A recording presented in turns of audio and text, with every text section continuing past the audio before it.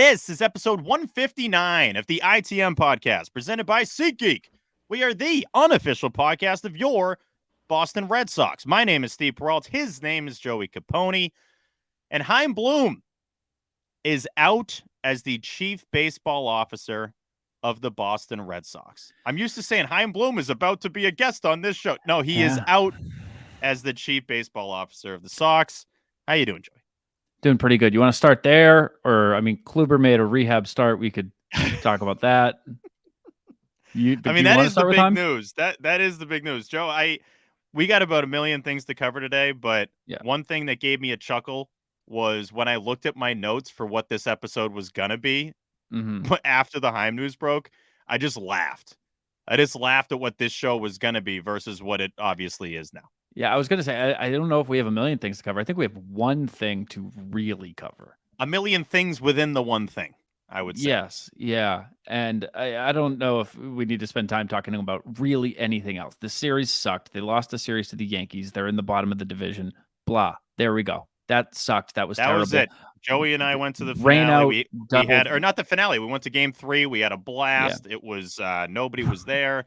And shout out to that dude that was behind us in that video that just went nuts. He hit us up in the DMs like, that was me. Like, love the show. So shout out to you, brother.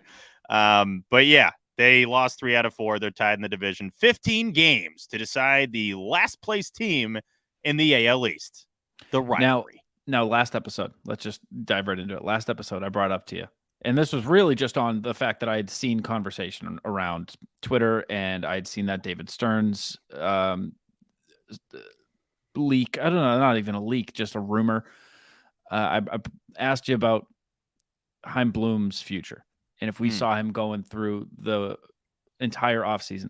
I don't think that we ever gave like definitive answers, but I think you said you believed he got the whole year next year. Yeah. Well, I said no, the offseason. I was thinking he would get the offseason, and depending on what happened, they would then either make a move or see what's up. But I mean, there's a lot to get to. First off, Joe, first things first, I am so upset at my damn phone charger because I thought my phone was plugged in last night. I think we all at a certain point have one of the charging cases that I'm really talking about the case, not the charger. The charging cases that it gets towards the end of its life and you got to wiggle it a little bit and make sure it's plugged in the right way. Well, last night it was not plugged in the right way. So I woke up at 1 p.m. I woke up at 1 in the friggin' afternoon. Haven't done that in ages, but I can sleep. Joey knows I can sleep. If my alarm isn't set, you can sleep with the best of them. I am one of the best sleepers of all time. Our AC hasn't been working here. And so finally we got it fixed, and we're nuts. We keep it at like 63 degrees here. So I'm like, all right, I'm going to get a great night's sleep. And my alarm with Joey and I had planned to go to the afternoon game. I realized, when you wake up, remind me of being in college. I had this happen to me in college a couple of times where I forgot to set an alarm, and I was like, oh God. Now I set 20 alarms a day just to make sure that doesn't happen. Sure enough, my phone was dead. The first text I had on my phone was from my source that gave me the Devers news that was like, Chaim is out. And not like I would have really wanted to break the Chaim is out news. And it was only like 4 minutes before the actual news broke. So I probably would have taken that time to really confirm if it was true or not. Either way, Joe, it was a bizarre way to wake up to a bunch of texts and Twitter going off. And just realizing, wow, Chaim is actually out. He's actually canned. When the rumors started coming up with Theo, and we had someone send in that picture of Theo on the tee in Boston, and like you mentioned with the Stearns talk, you're all just thinking it's kind of murmurs. And stuff Jared was hearing was legit. That wasn't just like whatever. I feel like Tomasi kind of like poo-pooed that, and it's like, you think Jared's hearing garbage? Like, obviously he's hearing something legit. So the ears were up a little, right? The ears are perked, right, Joe? And we talk about it in the last episode. Now, us spending that much time in that last show kind of lends itself well into what we're going to break down here, because the biggest thing I had mentioned there is this ownership group doesn't just not care. I think there's a lot of the fan base. It's like, oh, they just don't care. Like, yada, yada, just sell the team if you're not going to care. They've never, in 20 years, it's never been like they don't care. This was the biggest lull of them hiding. They had been in hiding for a while, and John Henry finally came out at winter weekend, and it was a disaster. And so he doesn't say anything basically all season. These past couple years haven't gone the way they wanted. Of course, you get 2 wins away from the World Series, yada, yada, whatever. But the, 90, 80% of Heim's tenure here was a non-playoff tenure and a team that, for the most part, we all knew was not going to contend for a World Series title. Now, basically, all the teams that John Henry oversaw as the owner had that pitch to the fans that we could genuinely believe that they might win the World Series championship. And it wasn't like stunning that, if they did it when they won the titles, it was like, okay, like 13 obviously is its own thing. But winning those 4 championships, it's like, yeah, the product on the field, a lot of the times going into the season, you could convince yourself could win the title.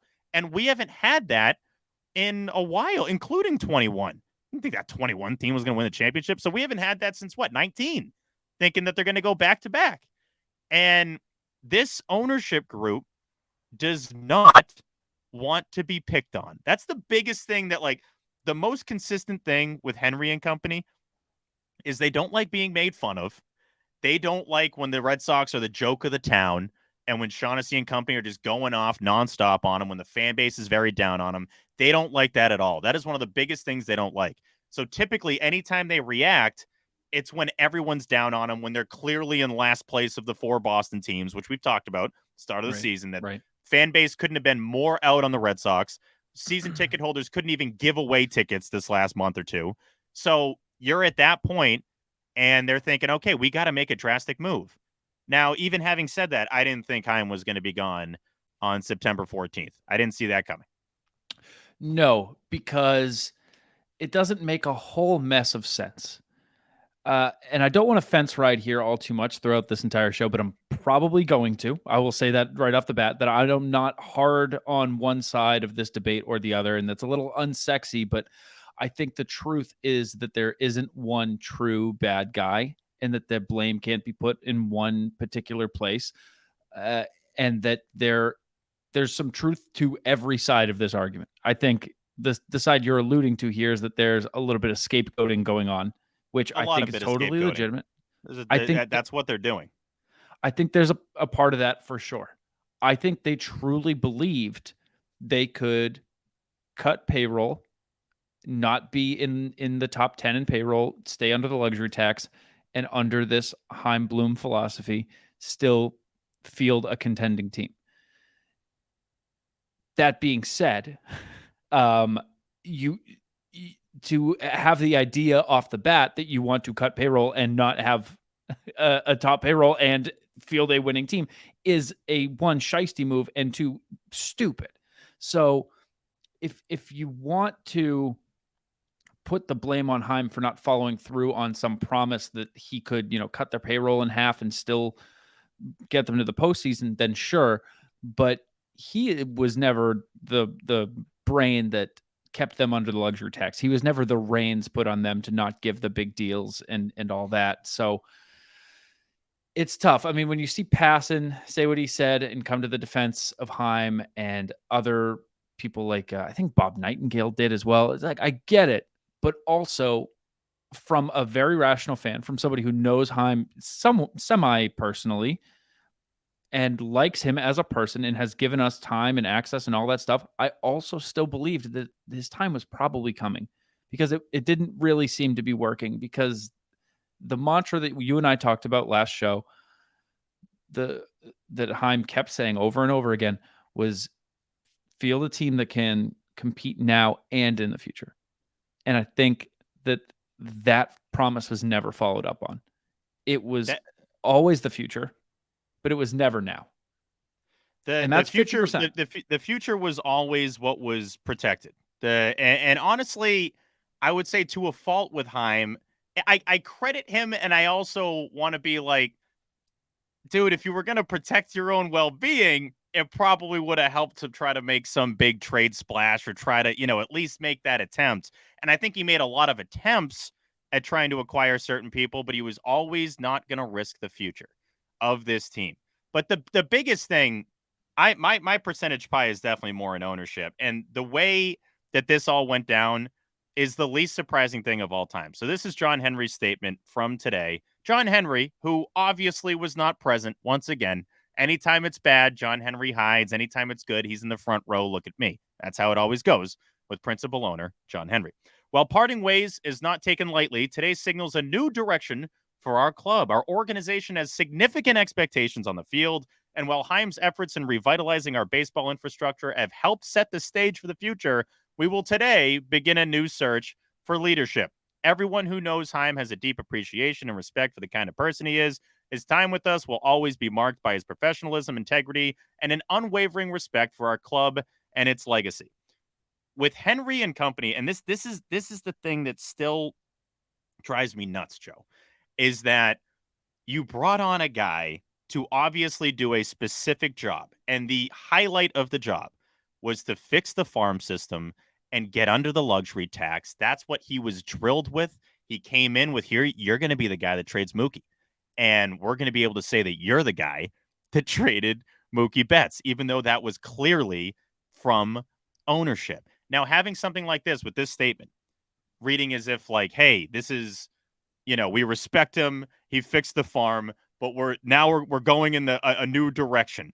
It's what I get back to with Henry and company, which is you were okay with this all happening. Nothing, decisions that are made, of course, like a GM. I mean, Chaim's the GM. I know he's whatever, cheap baseball lovers, but he's the GM of the team. And yes, he's in charge of decisions. And yes, he's in charge of putting the roster together. But ownership signs off on everything. Ownership backs and is behind every move that happens with a team of this caliber. Talk about the Boston Red Sox here. This isn't just like, Chaim, here you go. Do whatever the hell you want. So it always drives me nuts when there's a notion, especially in these statements today and with Sam Kennedy, of, we just want to win World Series titles. We're falling short. Move had to be made, all this stuff. It's like, well, if you're giving a guy a certain amount of ingredients and then you expect like a 5-star meal when it's like, Burger King ingredients, it's just not how it works. But yet I hate these statements where it's like, oh, well, we fell short of our goal. Like this, Joey, was this team going to compete for an AL East title? Obviously not. But yet that's No. what these kind of read like, as if that was the expectation. I really, truly believe that it was not the expectations of the owners, but the expectations that Chaim set for himself. I think just truly believe this is a lot of like speculation. not now. I think that there was some promise that, I mean, just to be frank and totally speculate behind closed doors, there's probably a conversation that went like, you're overpaying for the same I can get you the same results for a lower number, right? That's kind of Chaim's whole MO. And it's not insane to assume that those conversations or something like them have happened. That's not absurd to presume that went down. Right. And I think that they expected a drop in the product right away, but I think that it lasted too long. I mean, 4 years is too much. And I think that even ownership is aware that 21 was kind of a flash. And then you didn't really retain any of those guys. And then since then, it's been bad move after bad move after bad move. I mean, especially after then, like if you look at like post 2021, like just the past 2 years, the ITM era, some are calling it, it is bad move, bad move, bad move, bad move, like kind of one after another. The little trades work. Julio Urias. Is it Julio? Is it even Julio Urias? Luis? Luis. Yeah, that's how much he means to this club, is Julio. that I don't remember which one he is. I don't, Joe, you're saying bad move after bad move. I think it's a lot of, there were a lot of insignificant moves. Maybe not bad. It's like, all right, add a little here, subtract a little there, like do this, do that, while protecting the future. It was always protecting the future. I'm saying things like it's okay, I think, at this point to have the conversation about story. The first 2 years of story are nothing. You've gotten nothing. So that's like one place that you've allocated the most money to, is that. I'm not as worried about the story. The story thing, we can't act like that's some be all end all. Like there's going to be a lot writing on next year for story. Mm-hmm. Coming off the injury. You had a trade deadline. I'm saying it's off to a bad start. The You had a trade deadline when a team was contending where you really didn't add anything, and instead you got rid of a veteran presence, a liked presence. I've never loved that move. The return is The great, Vasquez whatever. move? That Now, might end up being one of his best Vasquez, trades. sure. In the moment, did it help now or did it help the future, Steve? But It helped the future. Is another move where it could have been competitive now, and instead it became competitive in the future. Per all trades that you're going to get a guy that's not currently going to produce for your team. Like, it's hard to, you got to give it time to grade it. But no, I have no problem with the Vasquez trade. Also, what did he do in Houston? Did he even do much in Houston? I know the No. players Well, didn't he's like, behind Maldonado. no, I know, but still, it's not like, Vasquez is why they went on to win a title. I don't have Well, then you can take away the next point too, which is Xander. You could take away, well, Xander had a shitty season. Yeah, who cares? You still should have never let him get. The Xander talk is last spring training. You shouldn't have had him go into the last season Exactly. Of his contract. Yes, of course. Yeah. So there's this thing after thing after thing in the past 2 years, and then I think what I was building all up to here. There's a million other examples, or there's a couple other examples I could get into that really don't matter. But the big thing is that I think that the final nail in the coffin was this past trade deadline when you were in a position where you could compete, and they didn't again. I really believe that coming out of that trade deadline with nothing to show other than first name Urias was inexcusable. And it really feels like from there is when the rumors really started coming up. I wouldn't be surprised at all if we hear leaks that's when things really took a turn. It's still, I'm always going to stay on the main point that if you're going to be ownership and you're going to have someone like Chaim take over and accomplish some of the main goals that you wanted him to set out and accomplish, those goals also involve typically a team that's not currently going to compete for a World Series title. Like, it's a really hard mix to do everything they wanted Chaim to do and have this product on the field that's like gonna compete, especially in the AL East. Like, that's obviously the biggest thing that I'll knock Chaim for is pretty lax trade deadlines and this rotation not being postseason caliber. Like, the conversations I had with Chaim, most of them were about the rotation. Most of them were about the rotation and about, the future of the team, obviously, because he liked talking about the future more than anybody. But still, I don't think Chaim Bloom was ever under the assumption that they were going to ship seasons, right? I don't think genuinely, if you got him off camera, off air, I don't think he was ever going to tell you we're okay with not having playoff seasons. I think, though, he was willing to eat those bullets for what he expected the future to be. And I think ownership consistently told him that's okay as long as we have like titles coming up. As long as we have title teams coming up, that's what the vibes were. I mean, Chaim having that conversation with Corey yesterday about the future, obviously he's blindsided by this. Like, obviously this is something that they've kept under wraps, and he was surprised to hear because, and again, this is why we had the conversation about this offseason and why I thought Chaim was going to be aggressive this offseason. Because what's the point of having a plan and having prospects come up and having your future look bright if you're not going to combo it with known talent and with big stars and with front end of the rotation guys? It doesn't make any sense to have half the plan, not the other half. I genuinely think Chaim had this all charted out, but then now it's like, oh, well, you didn't get us to, the World Series with this roster. And it's like, yeah, well, we knew that wasn't going to happen. So there's that element of me that's like, ownership can't be like without any blame here. And I think obviously most Red Sox fans would understand that. I am more on that side of like, look, this is the guy you hired. This is what, for the most part, you probably should have expected. Chaim can still get blame, of course. Chaim, there's plenty of things you can blame Chaim for, but if we're gonna do the percentage pie of like what you wanted him to do, he did a good job. Like he accomplished a lot of what you wanted him to do, but don't it's just then what act you wanted was unsexy. Yeah, you wanted something unsexy, but you also the hiding behind Chaim stuff is what I hate. I hate that the ownership group hid behind Chaim Bloom's decision to acting like they didn't back them when they did. They did support Chaim and they did back these decisions. And then all of a sudden, when it's not ending up in like current World Series titles, which under that umbrella of what he was given. Of course, that's not how it was going to end up. Then you have, oh, we thought we'd be competing by now. It's like, I How don't know. much of this do you think? Garbage. Because we keep throwing around the scapegoating term, and that seems to be the side of the fence that you've landed on. How much of this do you think is public pressure too? That they think, I mean, the way John Henry phrased it, the very first PR statement about this decision was framing it as a turning point, right? So how much of this do you think is them saying, hey, it looks like things actually are in a place where these prospects are going to start coming up? We are in a place where we have reset the luxury tax. Why don't we bring in somebody who like can manage that part, and we'll just say, hey, you guys, yeah, you were right. Yeah, get him out of here. How about that? Do you like that move, folks? And appealing to the masses, when in reality this turning point was coming either way, no matter who's at the helm.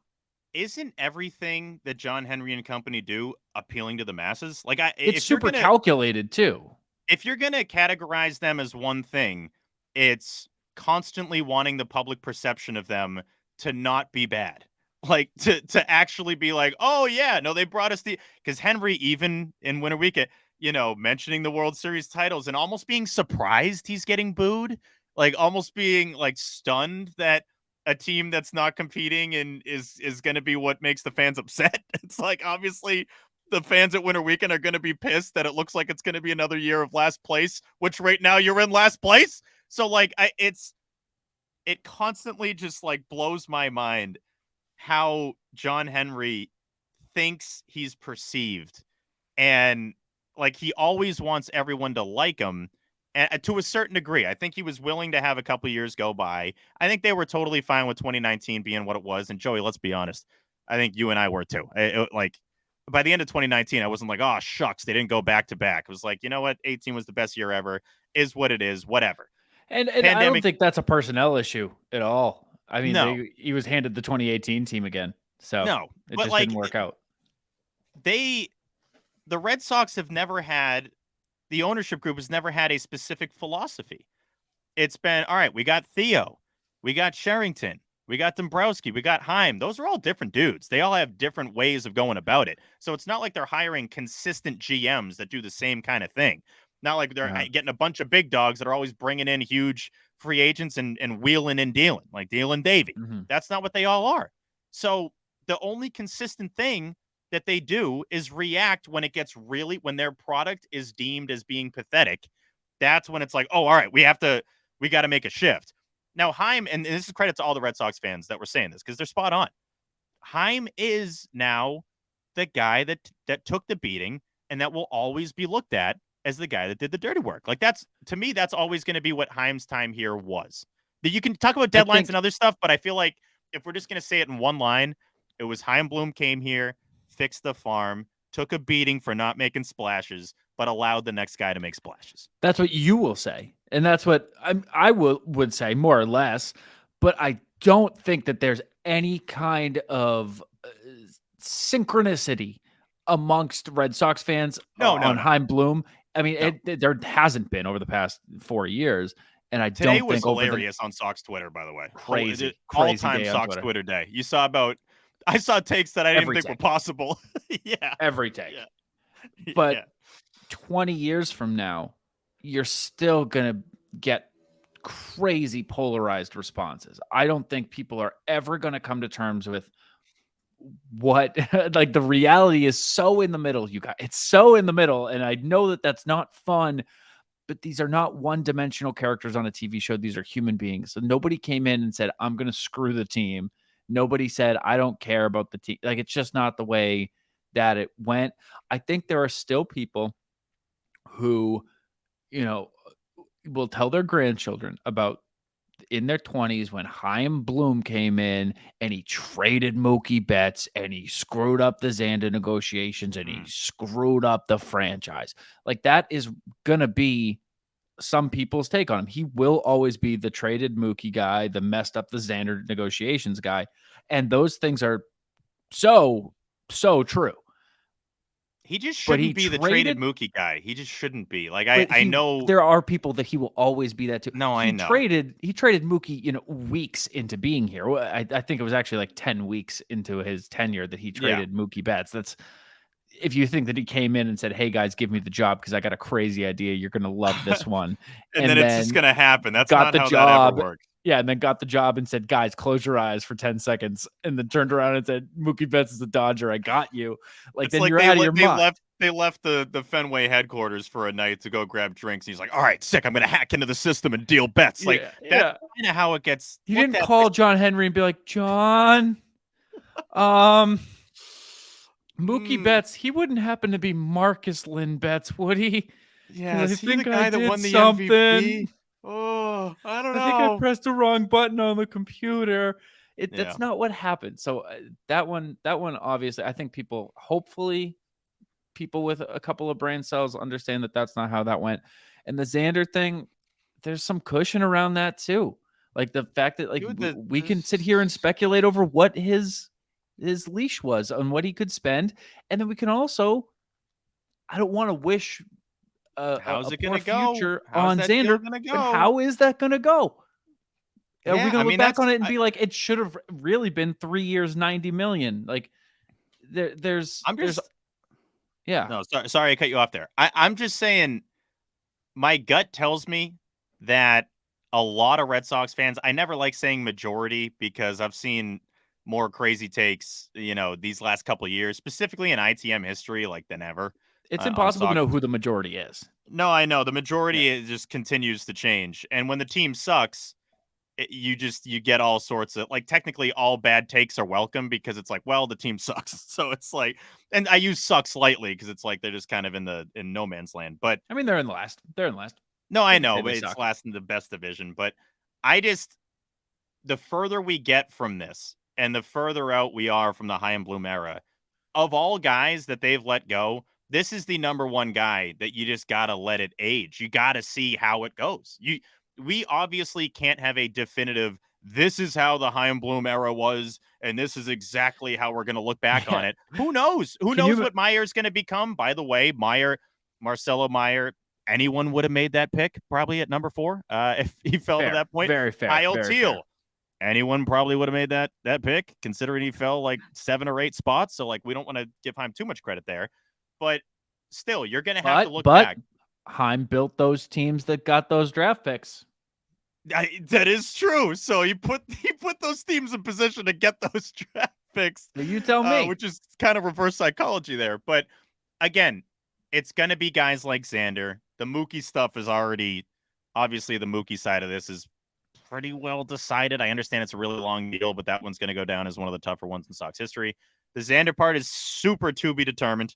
He's one guy that overall is not at least projected right now to have that deal make any kind of sense. And I'm saying in the long term. Right. So, Right. but again, the Xander thing is obviously multi-layered, where it's like this was never about an 11-year deal.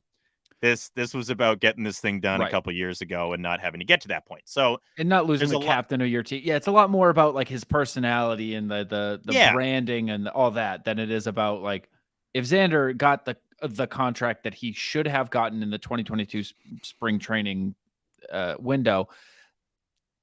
I don't think if he has that same year today that we're having a conversation about will he live up to the contract, because I don't think that contract is the same contract at all. It's not in the same stratosphere. there was just always an element to me of why is the fan base so surprised with Chaim Bloom's mentality when he constantly shows you what his mentality is. Like when we would have him on the Yeah. podcast, Mhm. ITM Hall of Famer, by the way, him and my dad. Those are the two guys We that still are got in to the rent out that rafters. space We and put do, those we plaques do. up. Yeah, we do. We still got to have the ceremony and everything. But when we'd have Chaim on, dude, the reaction was great because I'd say half the people in our mentions are like, "Oh, it's refreshing to really hear his side of how he's viewing all of this." The other half are this dumb, stupid, idiot, moron, bozo has no idea what he's doing. Can you You could ask have him when anyone he's else on the Can you show. ask him when he's going to fire himself? Yeah, why ask him why he sucks so bad? Because he sucks. So ask him. Ask him why. it Here's was the always hilarious when we would post the show and you'd get yeah. all sorts of messages of like, ah, dee, da, dee, da, dee, da. And, to his credit, he answered all the questions. Was he an all-time human with words? Yeah. I mean, this guy is a first ballot Hall of Famer with how he uses words. I mean, the first episode that we had him on, I think the very first thing I asked him, because this was when we were still the official show of the Boston Red Sox. Yeah, now we're I think unofficial. I think the first thing that I ever asked him was like, "You could talk your way into any job. Like, what job would you want to talk yourself into?" But I hope people recognize the subtext of that was you are so damn convincing. If people listen to you speak, or I believe if Chaim Bloom had looked any of those, you know, at Firebloom69 on Twitter, if he had looked those people in the eyes and spoke for 30 seconds, they would walk away like, yeah, I guess we just wait and see. Yeah, I guess he's right. He was so good at it.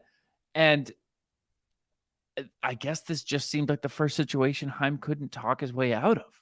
I think to that point, Joey, and this lends itself to your point you made earlier about conversations he probably had with ownership and convincing them that no, like this discounted deal that I can get is actually going to bring just the same results. There is an element of this guy's super convincing. Like when this guy's talking, any conversation we had at Fenway, I would come out of it thinking like, Dude, are we going to win the World Series this year? Like, is this you there's one in particular. Do you know which one I'm talking about? which one? You had a conversation with Chaim, and I wasn't. I was like 15 feet away from you. I was talking to somebody else. Do you know which one I'm talking about? In Philly? In Philly, because you Yeah. came up to me after, and you were like, you kind of had this smirk, and you were like, dude, Chaim just said like he just laid out a world where like this team gets to the postseason, and I don't know who can stop them. I know. I And know. I was like, shut up. And you laid it out what he said. Secondhand Heim got to me because you explained what he said. And I was like, that is a really good. Yeah, when he put it like that, and I'm not going to try to recount something from months ago, but it was just about, okay, well, what happens when this person starts doing this? And when this guy gets rolling, we have this guy backing up this guy, and we get to put this guy in the bullpen.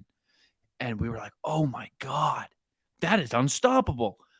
It didn't go that way at all. But man, you're right, man. Like those ways that he convinced us, you got to wonder that those same conversations are happening behind closed doors with ownership. I would imagine even more so. I just would have thought they would have worked more in trade talks. Like, I feel like there were so many. Because in terms of, if you were to say, like, all right, three things we're going to remember Heim for, I Mm-hmm. would say, I'm not going to say the Mookie deal. I'm sorry. I'm just not going to say the Mookie deal. Like, that wasn't, No, I I think don't, that's fine. I think when I that's think of fair. Heim, I'm not just like, oh, he traded Mookie. That's not what comes to mind. It is going to be interest kings. Interest kings is definitely one of the first things that's going to come to mind. Oh, we're interested. Oh, we expressed interest. Oh, we actually showed interest in Justin Verlander. Blah da da da. That hearing the Sox were interested in someone immediately made me realize they were not going to get him, and that's probably what pissed me off the most about the Chaim Bloom era.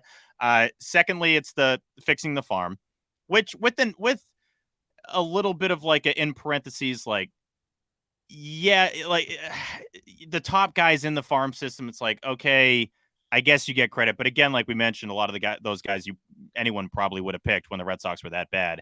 But Right. Joey, it is kind of like a backwards thing too, because it's like because of Heim's philosophy, that's why they were in the position to pick these guys. So it's, I don't know. I suppose those picks don't happen if Heim's not here either way. And then thirdly, it's clearing the payroll. It's having space to actually go out there and make big splashes this offseason, which now, Joe, let's be honest about this. And after all the dust settled today and I wrote all my thoughts down and checked Twitter, read some articles, it hit me, oh, this offseason's going to be fun. Like we even watching the games today, I was like, I was watching it with like different goggles on. It was more like with a different lens of, okay, this really is the last era of this version of the Red Sox. You and I had talked about this before the Heim move, that this had to be the last version of this era of the team. I'm not saying with like him getting fired. I'm just this philosophy of keep waiting for the guys to come up. I Like, mean, yeah. I mean, if listen, if 2025 5 was wait and see.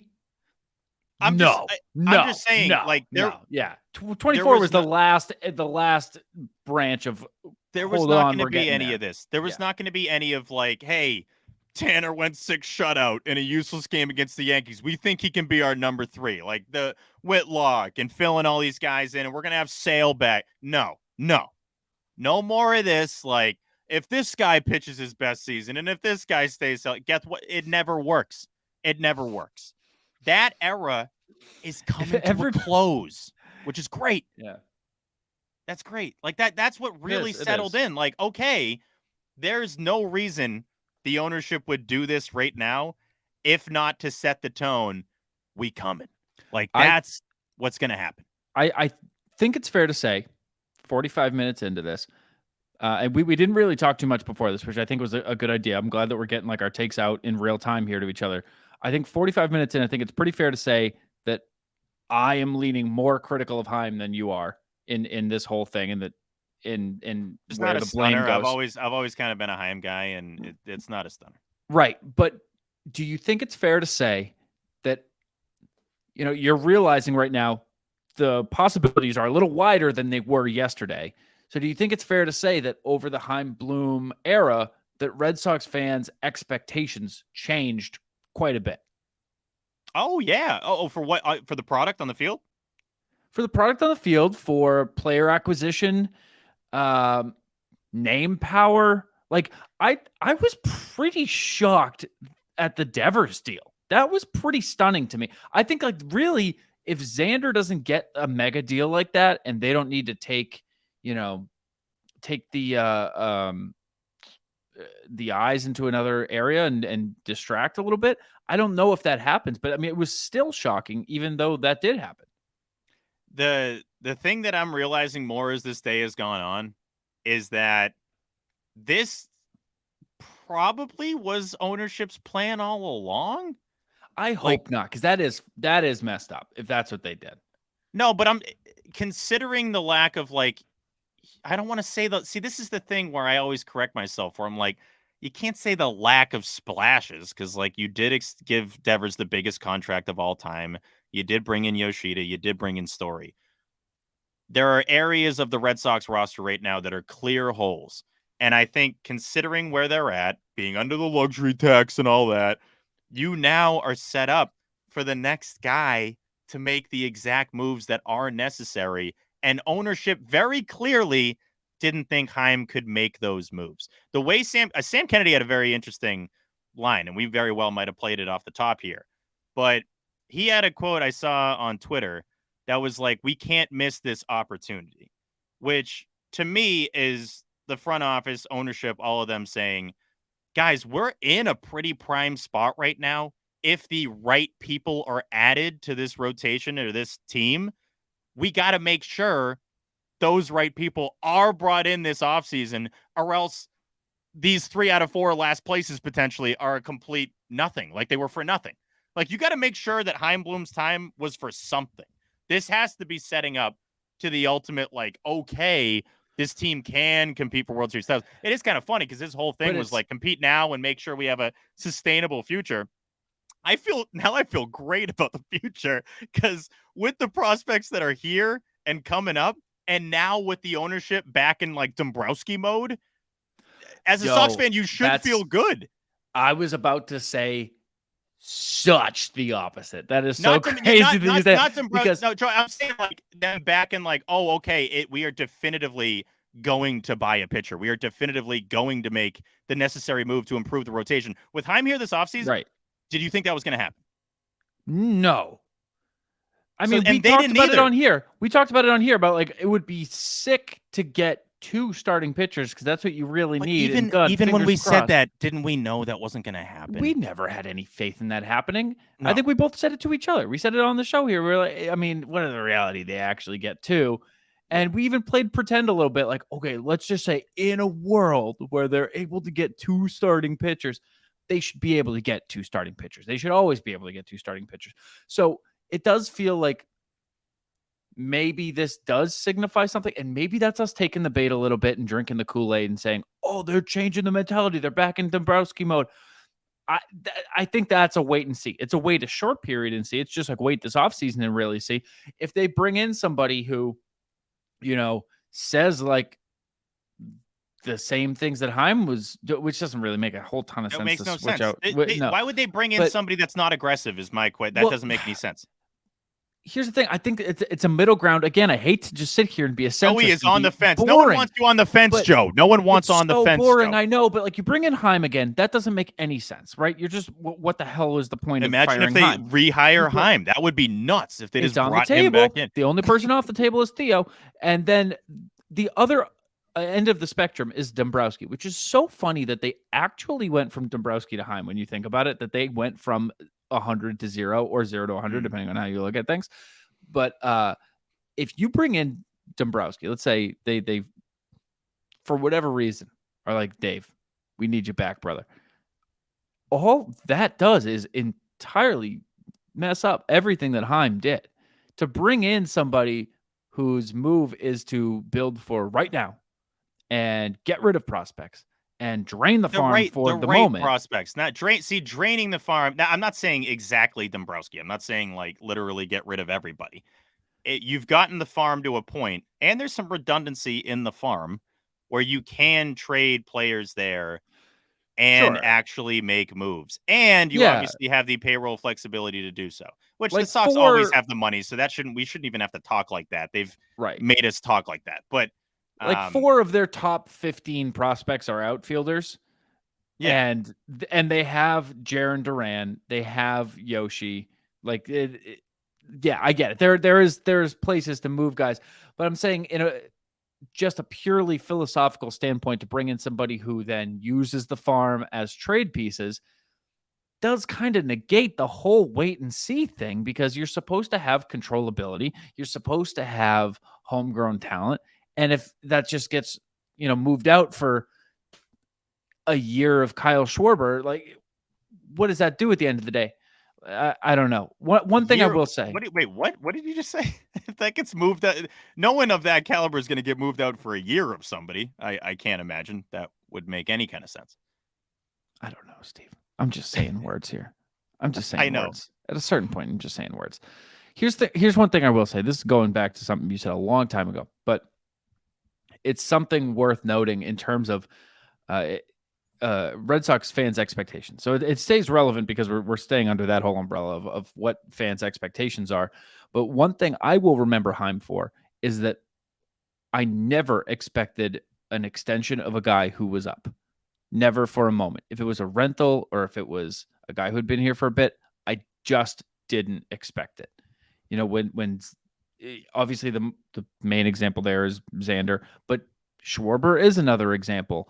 JD is another example. Evaldi, Waka, and the conversations vary there in terms of how much fans wanted those guys back.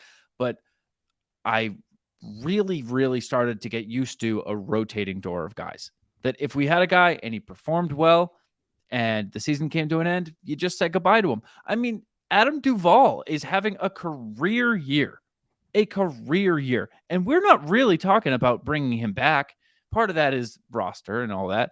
But Most of that is roster. if Verdugo is presumably out of here, also for the same reasons, then why are we not talking about Duvall coming back? We've started to adapt the way that we speak about this team into this rotating door and started to almost adapt Heim's philosophy as our own.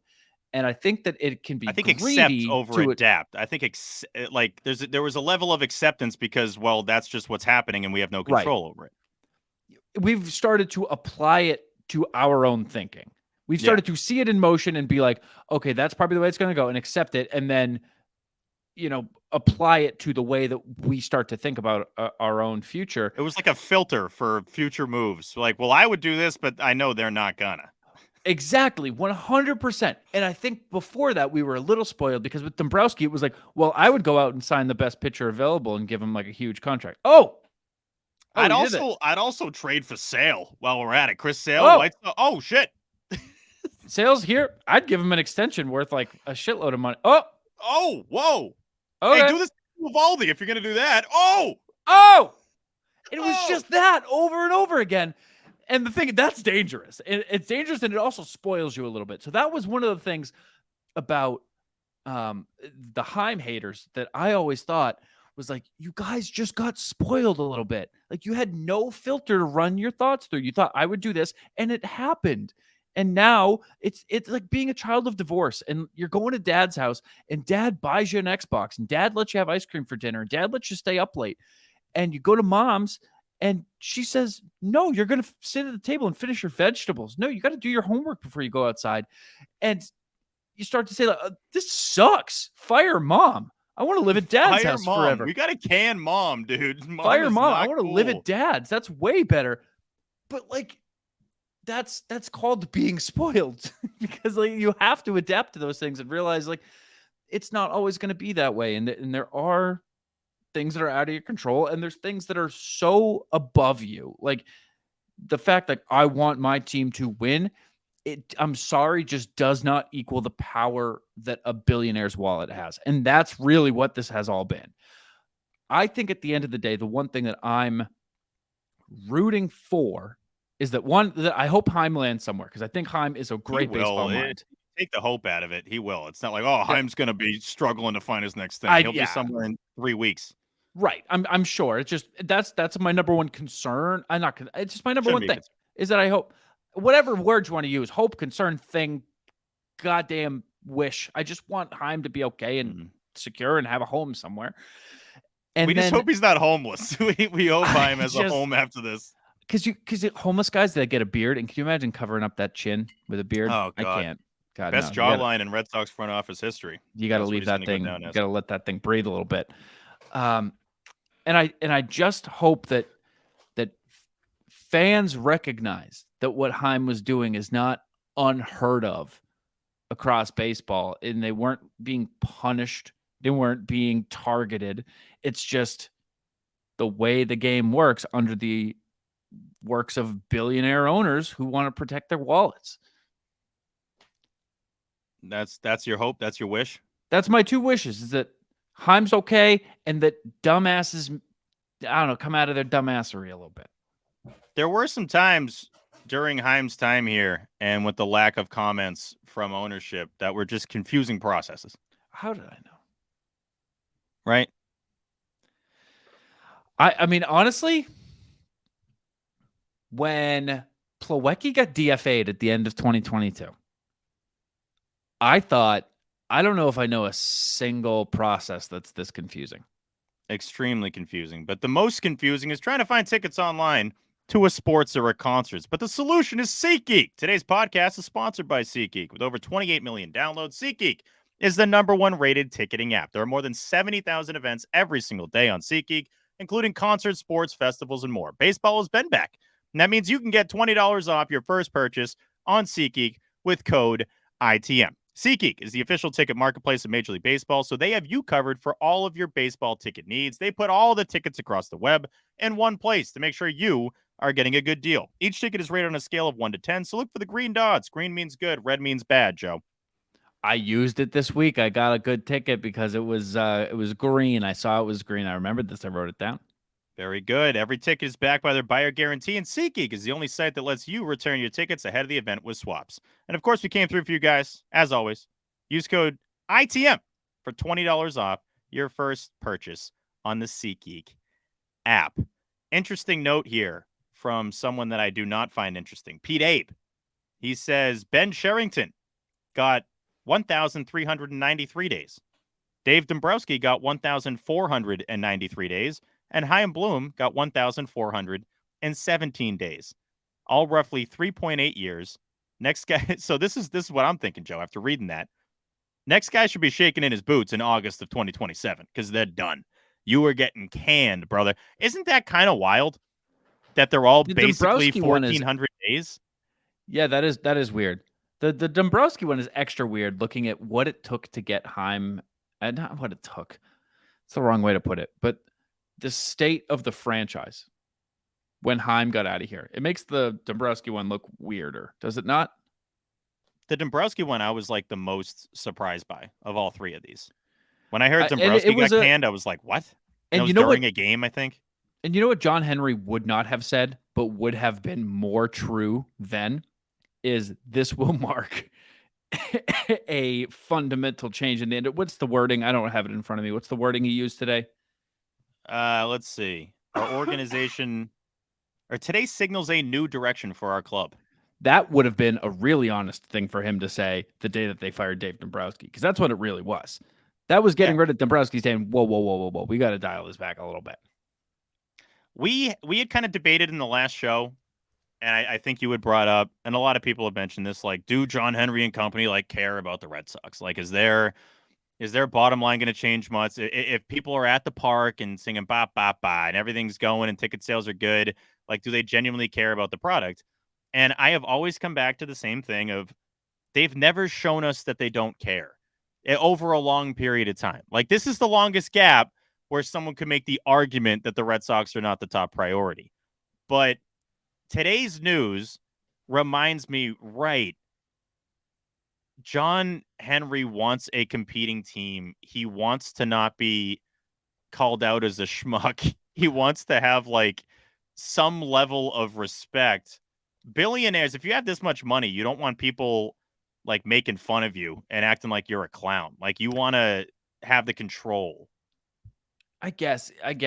I really don't know. I think it's impossible to get in their brains. I mean, billionaires in general, but I really don't know, because the thing is, it's profitable either way, right? And I think some of it is optics, like you're saying, not wanting to At a be certain point, like, how much profit, it's easy for us to say, but like, or maybe it's not easy for us. how How much much profit profit do is you enough. need? No, How, I don't like, think that. it's, but, I mean, but Amazon upped their price of Prime by 50 cents. Like no, but they if you just do it want because they more can. profit, you have a team that wins titles. Like, if you really want that, and it's like, are they going back to that strategy? Is that where we're going to be at? To me, there's no scenario where the next guy is not super aggressive this offseason and where they're not basically demanding that. Like, this, whatever combo they have between, whatever the combos are, whatever combination of meetings, whatever, involvement ownership has, I think is going to be very hands-on this offseason, or at the bare minimum, their needs and desires will be clear going into this offseason. I don't think there's going to be a lot of question marks as to what this team's going to do. They're going to be aggressive. Do you? I don't know, man. I don't know if I totally buy Joe, that. what's the I don't point of know. all this? Why, if you're not going to be aggressive, keep Heim. Then if this, like the idea that you threw out there, if this was the plan, dude, if this was the plan to signal some kind of organizational shift, and that the average fan or below average fan says, "Oh yeah, I heard they got that guy out of there and they're going to be good again." And they buy some tickets. Is that all it is? I'm just No, throwing it they're out. Is that a super trying to make pessimistic way to look at it? they're trying to make a competing team. To me, this is ownership finally coming out from behind Heim, where they've been hiding, and actually signaling, okay, we hear you. You think we suck. You hate us. And we want to get back to the times that we had in the earlier stages of this ownership group, putting a team that actually can compete for a World Series title on the field, which, because of Chaim Bloom, you're now capable of doing. Now, of course, you could have done this the whole time. You could have spent like crazy the whole time, but we got to get under the luxury tax, and we got to do this, and this player's not a priority, and we don't want to go to that point, and yada, yada, yada. They can have all the excuses in the book, but it's very clear to me now that they've set this up and they've, scapegoated Heim to a certain degree. But at least the organization is in a position right now to be aggressive this offseason. And even if they were, the combo we had last show is like, all right, they're in position to be aggressive, but will they? And will Mm-hmm. the right trade and the right signing be made? I think ownership was thinking the same way. We are Mm-hmm. in position. Is Chaim Bloom the guy we want to absolutely make the knockout deal and make the move we need? And their answer was no. I want to believe you. I want to subscribe to the same place that you're in. I I'm not really saying do. this to Trust this me. isn't in like support of ownership. This is just what I think No, no, how they're no. looking at this. No, I hear you loud and clear. I'm just saying I wish I had the same optimism that you are exhibiting right now, because I would love to believe that's 100% what it is, that they're ready to go and they just want to make sure that they have the right guy at the helm of this ship to steer it into playoff land. But I think that that requires a little bit of trust in ownership to believe that. And I don't know if I have that. I don't want to try to rack my brain to find it in me to trust them or to think, what do they really mean? And I just can't do it. I can't wrap my head around what it is that they really want or really mean, or what their direction really is, or their level of involvement is, or their level of care, or how much it matters to them, about fielding a good team. I can't get there because it's a Zodiac killer puzzle, bro. Like, they say Isn't this one thing. Joey? This should be today and the history of this ownership when everyone's down on them and everyone's shitting on them. Like that's when they're the most aggressive, and today is clearly the first step in Okay, that path. last year at the winter weekend was probably the biggest example of when they were the shittiest. Did they do anything then? Did they Well, go they out weren't. and Again, you're not gonna just like fire Heim after winter weekend. no, no, no. But I mean, but did they push for more offseason acquisitions? Did they give Heim the luxury tax This is threshold? Did they push for a big trade deadline? Like, did they do any of that stuff? No, and that was probably when they were at their lowest and most criticized. this is the lowest. This is a new low point for this team, especially now being in danger of finishing in fifth place 3 out of 4 years. This is when they're probably getting critiqued more than they ever have, and for some reason or another, this is the mark where they just fire GMs. This is the amount of time they give a GM. It's very clearly just under 4 years, and that's where we're at once again. It's a surprise every time, though. It is. Trust me. I didn't think I was going to wake up and finally charge my phone and have everyone say, hey, by the way, your boy Heim has been canned.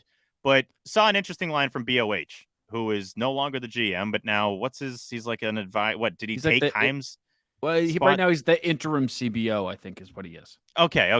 But so whoever's next is maybe going to actually have the title GM from the sound of it. Because BOH is no longer going back to his GM role. He's getting some kind of senior advisor, BSE, Well, here's yeah. your paycheck role. So the GM name and role is sitting right there for the right person who they are going to vigorously pursue, Which says could Sam be any Kennedy. human on the planet It other could be than us. Theo Epstein. It could be us. We have not been ruled out. So we'll see how that goes. But BOH said we're committed to doing things this offseason to be in a much better spot next year. Now, you're going to hear all sorts of quotes. They're going to be like, we're going to be great, yada, yada. They're going to feed you everything they want to feed you right now. And Sam Kennedy is a pro at this. He is the best on the He's planet so at built for this. He's so So built for built this, for this. dude. When they were like, I saw the Red Sox PR, put out like, oh, Sam Kennedy's going to be available for an interview or for media availability. It was like, yeah, no kidding. It's going to be Yeah. Sam. Really? You guys chose Sam. How'd you do that? Can't believe it. So Sam mentioned about 20 times, we want to win World Series championships, right? We want to compete every year. We want to win. Joey, get this. Joey, get Yep. this, right? What'd he say? We want to win as many World Series titles as possible. Yeah! Oh, go Sox! Dude, I personally, I love the Sox. And so hearing that, I'm like, dude, me too. I want this team to win so many titles. That's kind of Sam Kennedy is again. I like Sam. I think he is so built for this moment. He is so built for now on a personal side. Obviously, it's a very difficult day. Heim is somebody that we respect and really appreciate everything he meant to this organization. On the other hand, we all deserve blame, right? We all deserve some blame here. I bet the players would tell you they could play better. I can tell you personally, I can be better. Who's going to disagree with that? No one's going to be like, wrong. It's like, yeah, right. It's like there's an old politician trick of like you get the people nodding along for long enough and they start to not hear you anymore and realize they're nodding along to stuff they didn't agree to anymore. They're nodding along to an answer that was not to the question, right? Like that didn't even answer what was asked, but right. You guys, wait a second. You guys Yep. want to win titles. Okay. Yeah, yeah. And once you get Yeah. this going, you get some inertia going, and then it's hard to stop nodding. And then he starts saying things that you're like, oh, yeah. Yeah, I didn't even realize I agreed with this, but I do now. Yeah. Yep, It's yep, yep, yep, yep. to me, this is all He's clear as day as how we're going to look back um, at this portion of Red Sox history. It's not clear as day as to how some of these guys are going to turn out. Obviously, you got to let the Xander contract age. Obviously, you got to let Meyer come up here, see what he is. Anthony, these guys. Casas, I don't know who would doubt what he's going to be, right? I mean, again, we're basing it off of a little over a year. I'd be stunned if Tristan Casas is not a all-star caliber player. Um, Bayo, for the most part, you have a pretty good idea of what his Mhm. projections are, what his trajectory is. But Dahlbeck. again, it's yeah, Bobby Dahlbeck. We all know he's going to probably be in the home run derby next year. Like there's the lineup and offensively, for the most part, you should be fine. And I understand there's conversations we had with JT. Is Duran going to be ready to go? He told me he's going to be ready to go for spring training, so he should be good as your opening day center fielder. So your outfield is pretty well set. Does the new GM come in and include Verdugo in a trade package? I actually kind of think that's likely. I kind of sadly think that that's likely. Saw Bradfo's report This that the Sox had a chance to get something for sale and dump his whole salary, and that was that was interesting. That was definitely really, I didn't interesting see to hear that. that. I forget when he said this was from. Like a deadline ago, like not this one, the Uh-huh. The past one, last year. but There was um, also a report that there was a trade talk between the Red Sox and Yankees for Alex Verdugo for Clark Schmidt. you know what? My reaction to that was whatever. It was also like, what a random day to hear that. Um, but considering that the Red Sox were interested in everybody, guess what? When you're interested in everybody, you float guys on your team in return for those everybody's. And when all these deals, like Heim told us, that there's hundreds of deals that are talked about, but that Right. don't happen.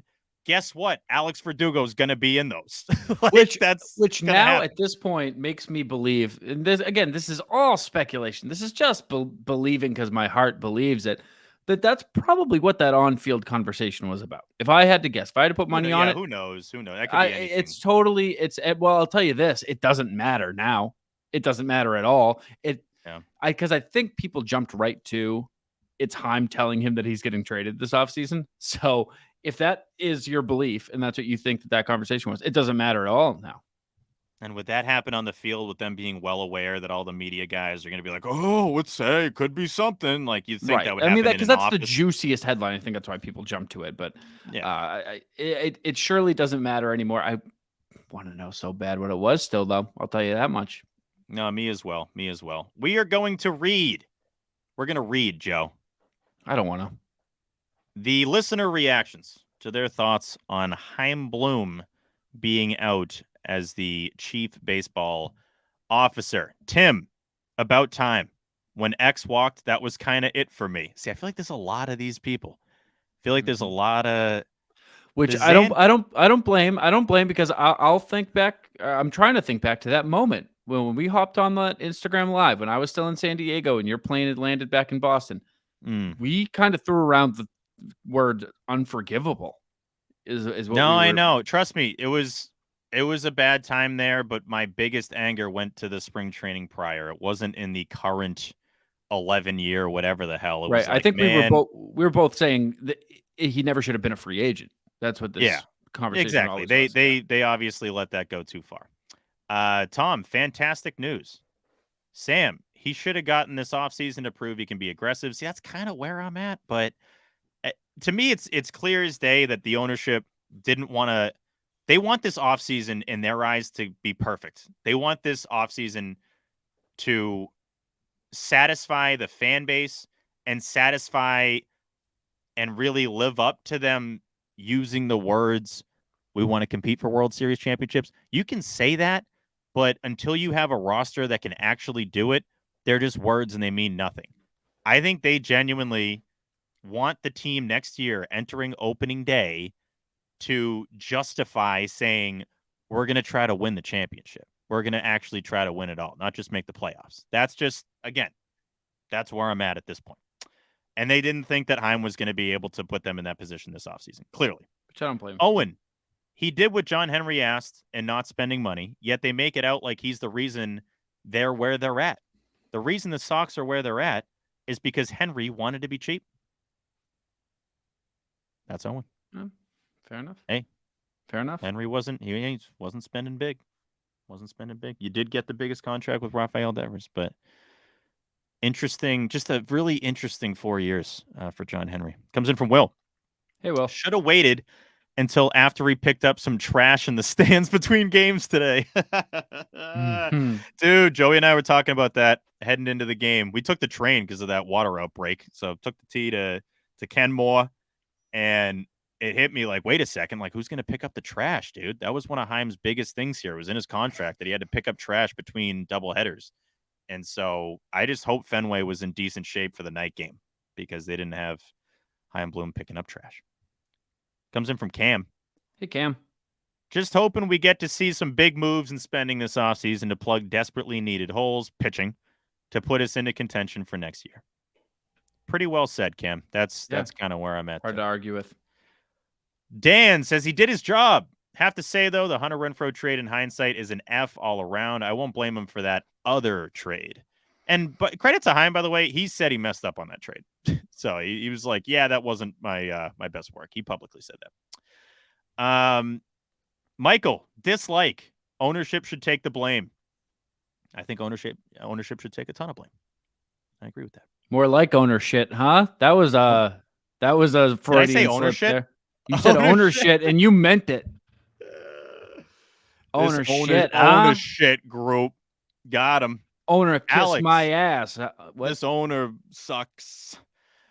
Alex, I'm surprised it happened before the end of the season, but can't say I'm shocked. For a second, I thought he built the farm just for the next one to trade it all away, and I don't know whether to feel good about that or not. See, I don't think any Sox fan. Let's all talk right now. We're all together. We're all hanging out. I don't think anyone should expect the farm to just get drained here. That's not what's going to happen. I feel confident that's not what's going to happen. Joey. Yep. I think all prospects in the Sox organization today are like, uh-oh. Where am I going? Where am I going now? I think there's a lot of uneasiness in the minors now. Fair enough. Yeah. I would. It was very clear what my projection was and what my path was. It just got a little more murky with the Chaim news. So, little uneasiness among the prospects. Kevin deserved one more year for young talent to develop. That was clearly the planned direction they wanted to go. Also need to acquire some pitching this offseason. There's no scenario now. See, before when we talked about, you got to get 2 starters, like you have to now. You fired Chaim Bloom. You're going to presumably bring in a guy that's more aggressive than Bloom was on the trade market and in free agency. You got to take chances. Is it a guarantee, like I mentioned last episode with Brian Kenny's segment that he had on MLB Network, that these chances are going to work? No, but you got to take them. You're in a position now where you're going to have to sign or acquire, that's a weird way to say it, legit starting pitching. There's no questions about it. That just has to happen. Absolutely has to happen. And lastly here, from Anthony, good. He said good. So, is that Anthony on the Cape by any chance? No, Anthony on the Cape actually did reply to this. What did Anthony on the are you serious? Heads need to roll after the last 2 seasons we've had to endure. That's what Anthony on the Cape said. Okay. All right. I do want to... I had somebody I wanted to shout out with a stat. Can you save it for 1 sec? Oh, yeah. What's up? Because I kind of lied to you. I forgot about I always forget the IG comments. Those were the Twitter ones. I want to give credit to the people that commented on Instagram. Okay. Let's see.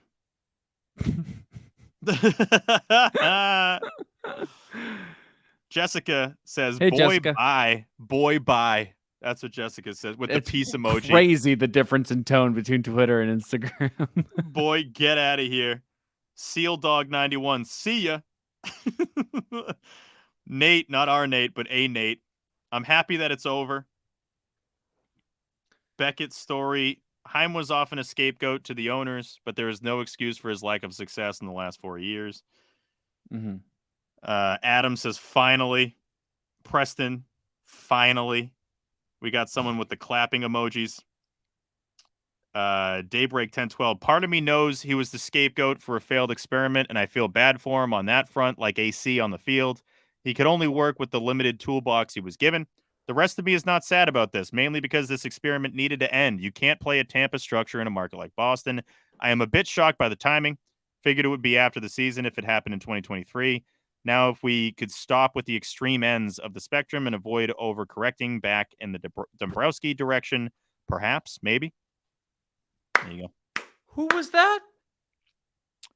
Let's see if they have a name because their handle is that's from Dawn.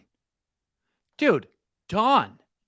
Mm. I think Dawn just nailed it. Dawn just summed up the podcast in an Instagram comment. Isn't that kind of that's kind of like perfect. That took us an hour and 19 minutes or an hour 15 to get to what Dawn just said in like one statement. So yeah, I mean that is just absolutely perfect. I wouldn't change a word there. That is little exactly shocked at the how timing. He definitely was a little scapegoated here. The ingredients him and AC had were never really going to produce a World Series team, even though that's kind of how ownership made it sound like. But at the same time, that experiment did have to come to an end. Yeah, but shocked if you wanted to get to now. that next step, you kind of had to. Surprised it's right now. I mean, and hope they don't overcorrect and go to a Dombrowski type. That is just absolutely every point that we've hit. She predicted our show. She just predicted the entire show. That was great. Absolutely great. Well done. My jaw was dropping as you were reading. I was like, I feel the exact same way. What an amazing summation. Yeah. I know that stat that I wanted to give. I wanted to give a shout out to a Twitter account for providing the stats from Ballpark Buzz, who's a great follow, Ballpark Buzz. This is over the course of Chaim Bloom's tenure, over his 4 years here from 2020 through 2023. The Red Sox Major League Baseball rankings in starter ERA, bullpen ERA, and errors. Being that, pitching and defense has kind of been the name of the game for the past 4 years. In 2020, starter ERA 26th, bullpen ERA 27th, errors 28th. In 2021, starter ERA 17th, bullpen ERA 13th, errors 29th. 2022, it goes 22nd, 26th, 16th. In 2023, it goes 22nd, 20th, 29th. Those have been the standout features of this team in the negative light. And it's been the entire tenure here. I think there has been an emphasis on offense, which is cool, which gets butts in the seats and whatever. But if you're talking about really competing, having a strong rotation, having a strong bullpen, having strong defense are things that championship caliber teams all have.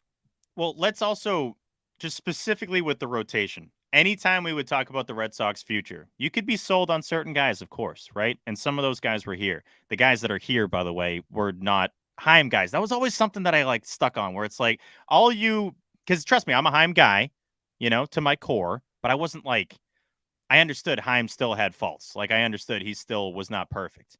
Right. And when people would talk about the future and guys that we have in the system and all this, I'm like, you got to remember, half these guys are not from Chaim Bloom.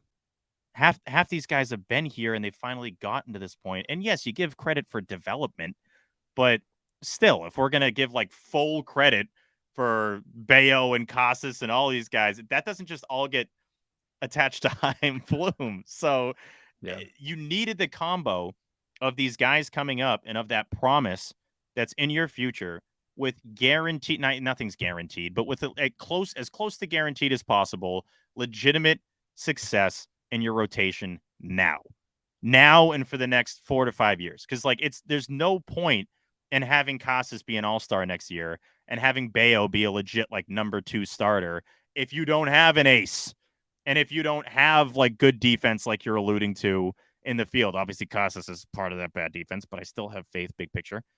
And if you don't have a legitimate bullpen, if you don't have Bear Claw coming in and all these bums, there were 2 guys tonight that I had never heard of that pitched for the Red Sox. Enough of that. That experiment, I want that to be over. You got to build it out with legitimate guys that can actually contribute and make it through a season and not need Nick Pivetta to be saving you. So Nick Pivetta, who leads the Red Sox in strikeouts. Insane. That's Insane. absolutely insane. But still, anytime we talked about the future, there was no answer for the rotation.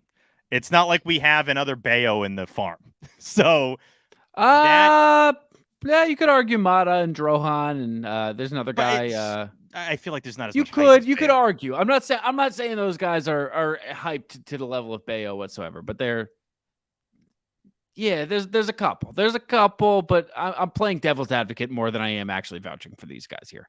Their top 8 prospects are all position players.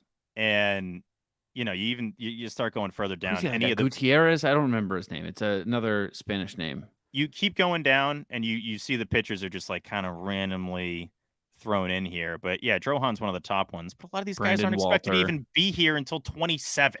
So it's like the rotation needs Yeah, to be they're addressed 13 years immediately. old.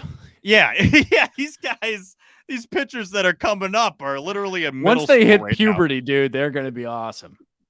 So, it was that constant, but wait, what's the answer with the rotation? And I'm sure ownership and company are looking at it like, even though Chaim did a lot of what we asked him to do and we hid behind him and let him take a beating from the fan base, there still isn't an answer. It isn't an answer with the rotation, and we need the right person to fix that and fix it now. Yeah. And that's where we're at. And so I do feel it's weird because like I'm pissed a little bit, or sad, I would say, because I just lost my closest contact in the Red Sox organization. Like it just so happened that the guy that's calling all the shots, I could email and reach out to whenever and would get an immediate response. I could talk to at Fenway, I could talk to on the road. Chaim Bloom was always available and he was always accountable. Mhm. And I'm gonna miss that. I'm gonna miss that. Uh, That's like just sitting there for me for someone that's that high up on the food chain. Also, I'll give you credit for this moment right now, for this amount of transparency, because I don't think that everybody would do that. I think there are a lot of folks who are going to be upset about this, and they are going to keep that part quiet and say, all the things that ownership did wrong without saying Heim was way more forthcoming and way more available than the average GM. But I think that that is part of the reason why I can't speak for other people, but at least on this show, part of the reason why this hurts a little extra.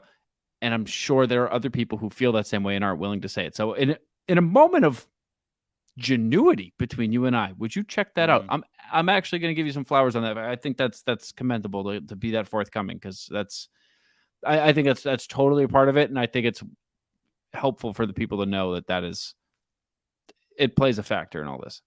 It does. It does. And is it selfish? Maybe. But we had like the head of the Red Sox on 3 times on our podcast that's now not even 2 years old. So, like, for him to do that and for him to be one of the first people that reached out after the Odyssey stuff went down, like, Chaim's a legit dude. Chaim is a legit dude. I was always rooting for him, and he'll be fine wherever he goes. This isn't some like, oh God, how's this going to go for him? But now it's like, now from our perspective, because we're always going to be here, doing this show and in Red Sox Nation and at Fenway Park doing videos and whatnot. Now, Joey, once the dust settles, once somebody is selected to fill in as the actual GM, because I would, even though I knew it was chief baseball officer, in my head, I would still jumble those words up all the time. It's so much easier Yeah. to just say GM. Like, you can never mess up GM. So now that we're going to have an actual GM in here, and that, Joey, this is the first time in a while. I don't know about you, but maybe I do know about you, and I think we might differ on this. But personally, this is the first time in a while that I feel like I have a good idea what ownership's gonna do in the immediate future. They've been hiding. They've been in bunkers. And now it's like, oh, okay. I genuinely believe you might get Blake Snell. And I genuinely am drinking the Kool-Aid that Shohei Ohtani might Goodness actually gracious. end up in Boston. Joey, do I think it's going to happen? No. But I'm not going to lie. After breaking everything down today, it's like, one of the first things I thought of was you can't say it's less probable now. It is more probable now that Shohei ends up in Boston than it was on Wednesday. So we got that going for us. It is certainly more plausible, but it's like saying, 4 is closer to 100 than 3 is. Yeah, I yeah. don't think it's, dude. I think the Red Sox, they're going to be very aggressive. And who do you want to be aggressive with? You want to be aggressive with the guy you can put on every program, the guy you can put up in all the ads at Fenway Park, and you don't have to have Kike or somebody that's on a 1-year deal up there. You want a guy that can go along with Raffy, and it's not a lot of guys here. I was about to say the guys that are going to be here long term. It's literally a Raffy Yoshian story. That's it. That you can pair with these guys and know and give fans Um, that understanding that they're going to be here. Whitlock has another couple, doesn't he? Yeah. Well, Casas, Bayo, we can throw them in the mix, obviously, now, too, after their Sure. successful years. But yeah, Joe, I just think the possibilities just widened a little bit. And you and I were probably lying to ourselves and I at least had to convince myself the Sox need to make these moves. So that's why they might make them. Now I'm like, oh, okay. It's pretty clear that they want to significantly improve this offseason. And Chaim has allowed them to do that. Some of the lack of moves by Chaim has allowed them to do that. So, of course, it's a two-way street there. But still, you are in position to genuinely compete next season. At least have the groundwork now to do that. And that's credit to Chaim Bloom, and that's going to be a decent amount of pressure for whoever's coming up next. Not going to lie. Yeah, I think this is an oddly bittersweet ending for me because there were so many things that I didn't like about Heim out of the gate that I came to appreciate and that I came to accept. And those things no longer being things we have to, I don't want to say deal with, but be a part of our Red Sox fandom. There are certain things, like you said, like you've alluded to, free agents, big splash, spending. Those things are all positives. And it's nice that, without even knowing who's filling the seat, that we can have some more hope now than we did when Heim was steering the ship. There's also some things that I don't know. I was getting stoked to see what happens because it's just not a complete plan. You brought a guy in to execute a plan. It just But didn't we finish. still, there's something to be said for how this plays out, and that Heim still has points to collect. Heim can still Yeah. get points here. I remember being at the NBA Finals a couple seasons ago, Celtics Mhm. Warriors, and guess who was there courtside? It Was it was Heim Bloom? it was Chaim Bloom. No, Oh. it was Danny Ainge, and Oh. Ainge was no longer with the Celtics. But this was either finals. It was either finals or the ECF last year. Either way, point being, it was no longer Ainge's team, but the team was Ainge's. If that makes sense, like it was He's like, he I'm here made to the see what trade I built. Yeah. exactly. And so, and he was walking around before the game. This is during warm-ups and stuff, and kind of had that look on his face of like, y'all know why I'm here. And like also give me some flowers while you're at it because you would not be here if it wasn't for me. And I think Chaim Bloom is definitely in a position now that depending on how this ages, depending on who comes in and how they pair guys with players that came up under Chaim and with the team that Chaim created, which is essentially the whole team now, right? I mean, this roster is a Chaim approved roster. So you pair that with the right guys, and Chaim Bloom is going to get credit if it goes well. That's just how it's going to go. So I'm interested to see how this goes. I know you guys are as well. It gives us a lot more to talk about moving forward here, and I'm excited. I'm excited for what's coming up around the corner. I'm excited. I am also expecting it to be underwhelming, I guess is the word I would use. We are totally in a different boat in that regard. I am fully ready for big I splashes. I mean the name. I mean the name of the guy who takes over. Oh, okay. I That's thought you were more talking what I about was the looking. offseason. No. I mean the guy who comes in. I think there's going to be this overwhelming sense of like, oh, okay, interesting. How's that gonna? We'll All do a right, full breakdown, and by the end of that night, I'm going to be like World Series 2024. Telling you right now. I'm rooting for you, bro. I'm rooting for it. redefine what interest kings really means when we see Sox are interested in Shohei Ohtani, followed by the announcement, the breaking tweet, the Jeff Passan tweet. Then I'll eat my words. But as of this moment, dude, I'm trying to be tentative. I'm trying not to get all too excited. I want to, but I can't do that to my heart. I'm gonna wait and see. I will say I don't think that we hear the name of the new guy for a little bit. I think it's going to be a little bit. Then again, why would you make this move right now if not to try to have that locked up during the playoffs?